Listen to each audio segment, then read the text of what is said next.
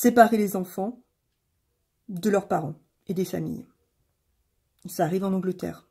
Ça arrive également en Allemagne. Est-ce que ça va pas arriver en France?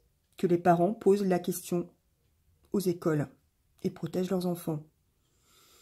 En Allemagne, l'article de Die Welt explique de la même manière, cette fois dans les familles, que s'il y a un cas suspect de Covid-19, de la même manière, dans la famille, l'enfant sera séparé, si les mesures nécessaires ne sont pas prises. L'enfant sera séparé des parents et sera placé dans un centre de quarantaine, et c'est déjà en route, parce que les offres d'emploi sont sorties pour ces centres de quarantaine. Il y a des offres d'emploi qui expliquent, voilà, eh bien que la personne qui candidate à l'emploi sera chargée de s'occuper d'enfants qui sont placés en quarantaine, dans des centres de quarantaine, parce qu'ils auraient attrapé le coronavirus. Comme si les parents ou les hôpitaux n'étaient pas capables de s'occuper des cas s'ils sont avérés de coronavirus. Je vous lis rapidement l'article de Die Welt, donc du 8 juillet. Donc si le corona, donc le titre c'est les autorités sanitaires ont menacé de séparer les enfants dans les maisons. Si le corona est suspecté, les enfants doivent être isolés au sein de la famille. En cas de non-respect des mesures, le bureau a même menacé, alors c'est une traduction Google, hein, donc a même menacé, les autorités, on va dire, ont menacé de retirer les enfants de moins de 11 ans de la famille. C'est arrivé à une famille notamment. Ces ordres officiels font un scandale. Donc les parents et les associations de parents ont critiqué donc les ordres des autorités sanitaires de plusieurs États fédéraux pour isoler les enfants soupçonnés de corona au sein des familles. Diane Siglock, cofondatrice de l'initiative nationale Families in Crisis, Famille en crise, a même qualifié la procédure à suivre donc de cruauté émotionnelle et de risque aigu pour le bien-être de l'enfant. D'après l'article, les autorités sanitaires des districts d'Offenbach et de Karlsruhe donc avaient ordonné qu'il n'y ait pas de repas ensemble d'abord, dans la famille. Ils ont également menacé les parents qu'en cas de violation de cette règle, l'enfant soit hébergé dans un établissement fermé pendant la durée de la quarantaine. Les destinataires de ces ordres sont, les parents d'enfants âgés de 3 à 11 ans. Donc les parents recevaient des lettres. La lettre disait littéralement « Votre enfant doit éviter tout contact avec les autres membres du ménage en s'assurant qu'il y ait une séparation temporelle et spatiale. » Donc voilà, qu'ils ne mangent pas au même endroit et qu'ils soient isolés les uns des autres. Pas de repas ensemble. Si possible, votre enfant doit rester seul dans une pièce séparée des autres membres du ménage.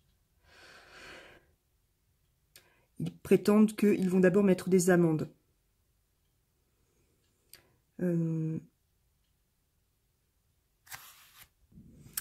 La ville de Bruxelles a également été touchée, selon le service de presse. Dans une école primaire du district de Karlsruhe, 46 élèves de 4e année ont été envoyés en quarantaine dans des conditions les plus strictes en juillet, après qu'un enseignant ait été testé positif. Donc, dans un ordre écrit, les tuteurs légaux ont alors apparemment, donc les parents, hein, ont été priés de laisser l'enfant porter une protection buccale et nasale lorsqu'il entre en contact avec d'autres personnes à la maison. Il a également été menacé qu'en cas d'infraction, l'enfant puisse être séparé de force dans un établissement fermé approprié pendant la durée de la quarantaine.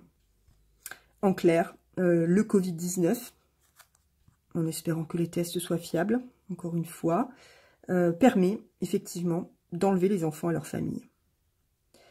Vous pensez que ça n'arrive qu'aux autres? C'est arrivé à ses parents. Des parents normaux. Hein. C'est pas des histoires de, vous voyez, de parents en crise sociale. Hein. Ça touche tout le monde. Il faut faire très attention et commencer à poser les bonnes questions lorsque l'on est parent d'élèves, en France comme ailleurs. Il faut poser des questions. Et il faut faire en sorte d'associer les députés et d'associer les hommes politiques, d'associer toutes les personnes capables eh bien, de protéger les enfants. Parce que là, il y a un véritable problème. Il y a un véritable problème par rapport au Covid et par rapport, si vous voulez, au risque que les parents soient dépossédés de leurs enfants. Ça sent pas bon. Hein. Transmettez ces informations, et notamment à tous les lanceurs d'alerte que vous connaissez. sensibiliser les parents d'élèves autour de vous à ce qui se passe. C'est bien au-delà du problème du masque. Merci.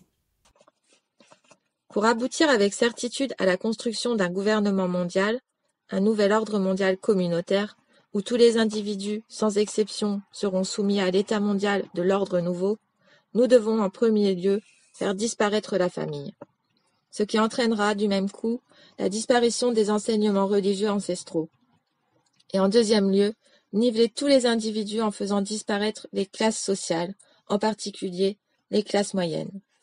Mais nous devons procéder de manière à ce que tous ces changements apparaissent comme étant issus de la volonté populaire, qu'ils aient l'apparence de la démocratie. En se servant de cas isolés, mais en les amplifiant à l'extrême avec l'aide de contestations étudiantes noyautées par nous, de journalistes favorables à notre cause et de politiciens achetés, nous parviendrons à faire mettre en place de nouveaux organismes ayant toutes les apparences de la modernité, tel un bureau de la protection de l'enfance, protégé par une charte des droits et libertés.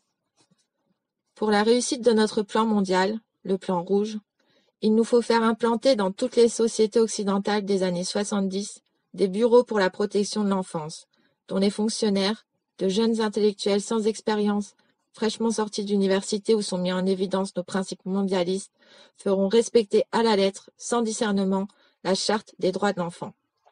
Qui osera s'opposer à cela sans en même temps être identifié aux barbaries du Moyen-Âge? Cette charte, laborieusement mise au point dans nos loges, nous permettra enfin de réduire à néant toute autorité parentale en faisant éclater la famille en individus farouchement opposés les uns aux autres, pour la protection de leurs intérêts personnels. En transférant ainsi à l'État le rôle parental, il nous sera plus facile par la suite de nous accaparer, une par une, de toutes les responsabilités qui avaient été, jusqu'à date, du ressort exclusif des parents.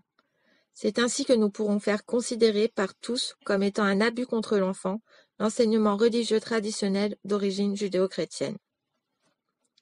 Dans un même temps, mais à un autre niveau, nous ferons inscrire dans les plus hautes lois des nations que toutes les religions, les cultes, les pratiques religieuses de tout genre, y compris la sorcellerie et la magie, doivent toutes être respectées au même titre les unes que les autres.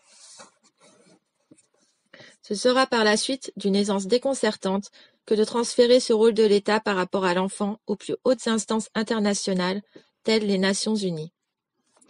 Comprenons bien ceci. Notre but n'est pas de protéger les enfants ou qui que ce soit d'autre, mais bien de provoquer l'éclatement, puis la chute des nations, qui sont un obstacle majeur à la mise en place de notre nouvel ordre mondial. C'est la raison pour laquelle les bureaux de protection de l'enfance doivent être investis d'une autorité légale absolue. Ils doivent être en mesure, comme bon leur semblera, mais toujours sous le prétexte de la protection de l'enfant, de pouvoir retirer ces derniers de leurs milieux familiaux originels et les placer dans des milieux familiaux étrangers ou des centres gouvernementaux déjà acquis à nos principes mondialistes et religieux. Par conséquent, sera ainsi achevée la brisure définitive de la cellule familiale occidentale. Car sans la protection et la surveillance de leurs parents originaux, ces enfants pourront ainsi être définitivement handicapés dans leur développement psychologique et moral, et représenter, par voie de conséquence naturelle, des proies facilement adaptables à nos visées mondialistes. Pour la réussite assurée d'une telle entreprise, il est primordial que les fonctionnaires travaillant dans ces bureaux au service de l'État soient jeunes, sans expérience passée, imbus de théories que nous savons vides et sans efficacité, et surtout soient obsédés par l'esprit missionnaire de grands protecteurs de l'enfance menacée. Car pour eux, tous les parents doivent représenter des criminels en puissance, des dangers potentiels au bien-être de l'enfant, ici considéré comme étant un dieu. Un bureau de la protection de l'enfance et une charte des droits de l'enfant n'ont aucune raison d'être sans enfants menacés. De plus, les exceptions et les exemples historiques utilisés pour leur mise en place finiraient, tôt ou tard, par disparaître s'ils n'étaient pas constamment alimentés par de nouveaux cas se produisant sur une base continue. En ce sens, nous devons infiltrer le système d'éducation des nations pour y faire disparaître, sous le couvercle de la modernité et de l'évolution, l'enseignement de la religion, de l'histoire, de la bienséance, tout en diluant en même temps, sous une avalanche d'expérimentations nouvelles dans le milieu de l'éducation, celui de la langue et des mathématiques. אני מחזיק לפניי מסמך של האו"ם New World Order, UN Agenda. אני אומר לכם ישר את התרגום. סדר עולמי חדש של האו"ם בין השנים 2021 עד 2030. לא תאמינו מה שתשמעו. תתכוננו. קחו אוויר, תנשמו, ואל תתייאשו, כי יש אלוהים למעלה. התא משפחתי,